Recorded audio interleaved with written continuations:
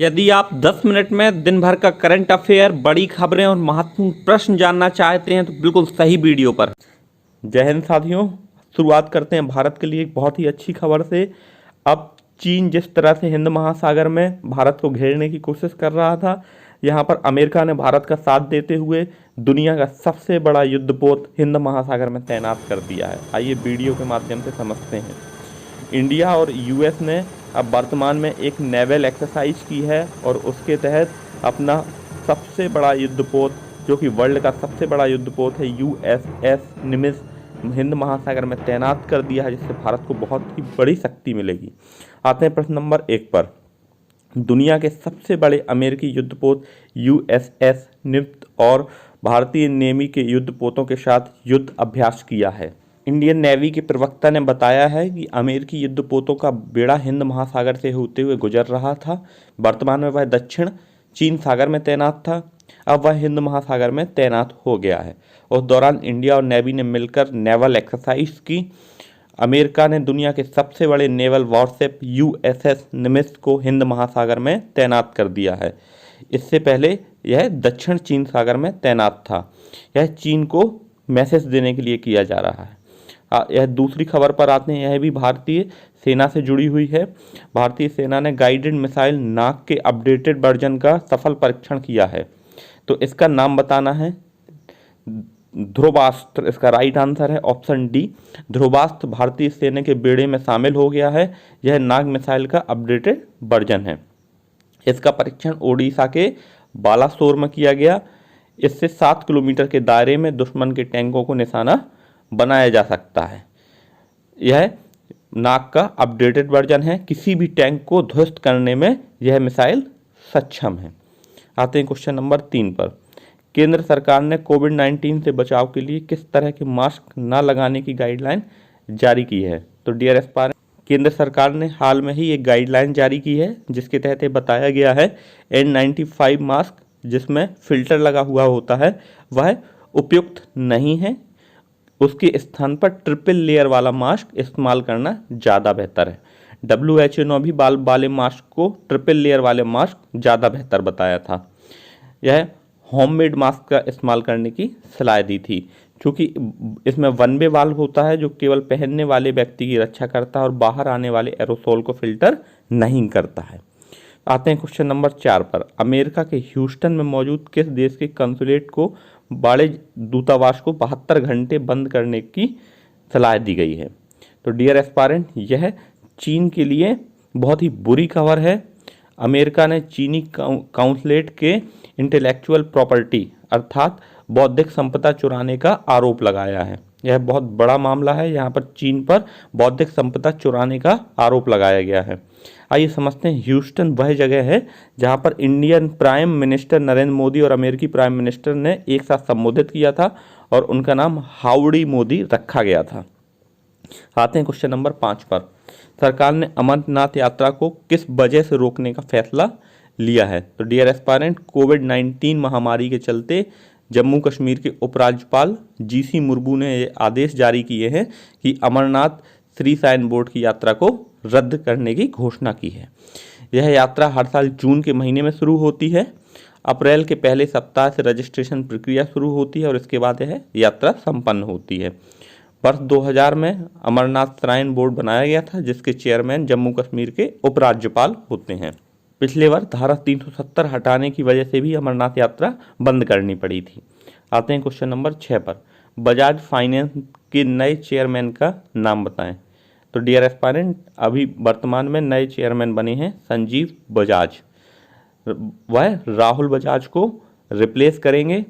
अभी तक राहुल बजाज इसके चेयरमैन थे, उन्होंने इस्तीफे का ऐलान कर दिया है। तो अगस्त में उनके बेटे संजीव बजाज नए चेयरमैन होंगे।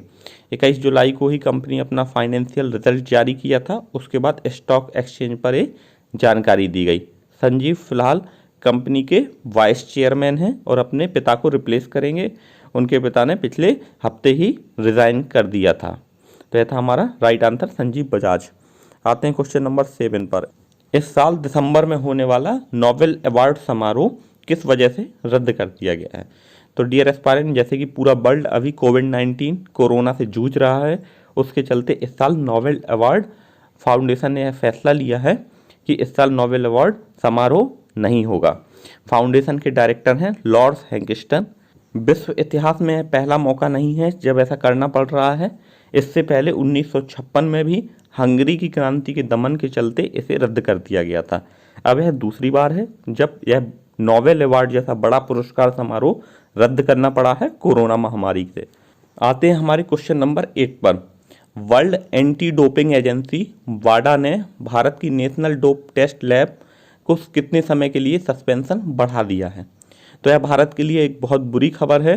वाडा अर्थात वर्ल्ड एंटी डोपिंग एजेंसी, जो कि खिलाड़ियों को डोपिंग पर प्रतिबंध लगाने का कार्य करती है, तो इसने भारतीय लैब को मानक स्तर से कम आंका है और 6 महीने के लिए प्रतिबंध और लगा दिया है।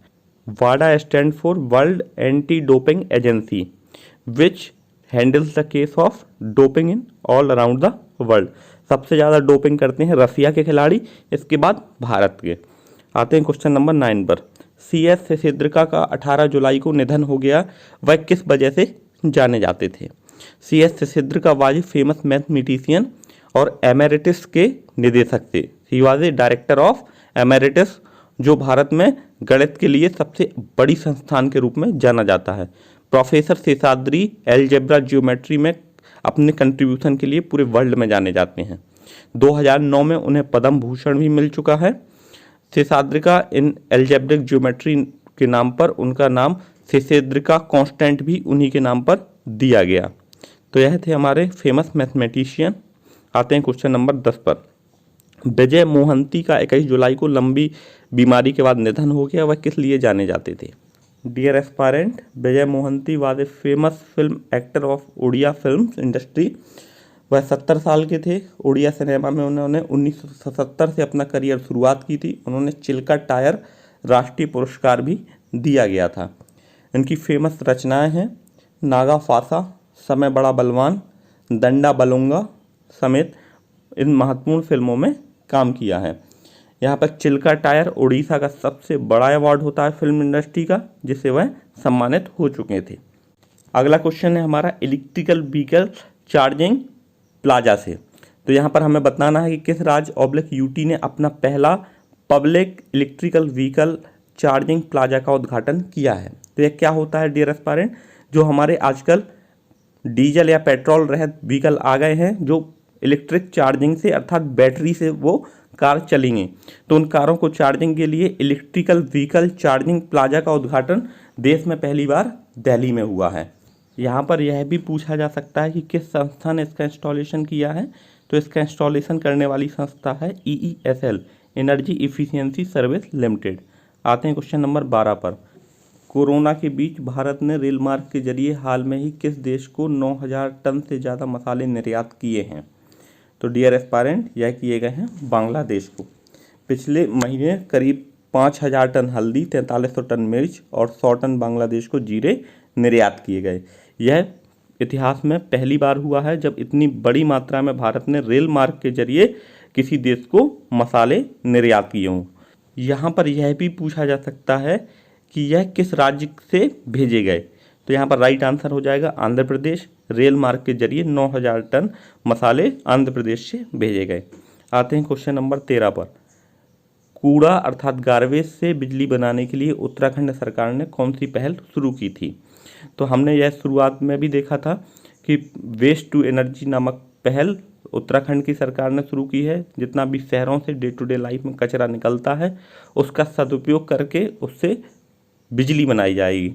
अब यह कार्य कैसे होगा? क्योंकि थर्मल पावर प्लांट में किसी न किसी प्रकार के ईंधन की ज़रूरत होती है, चाहे वह कोयला हो, चाहे वह गैसें हो।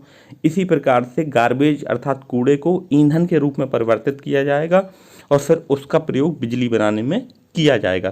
This is the basic concept.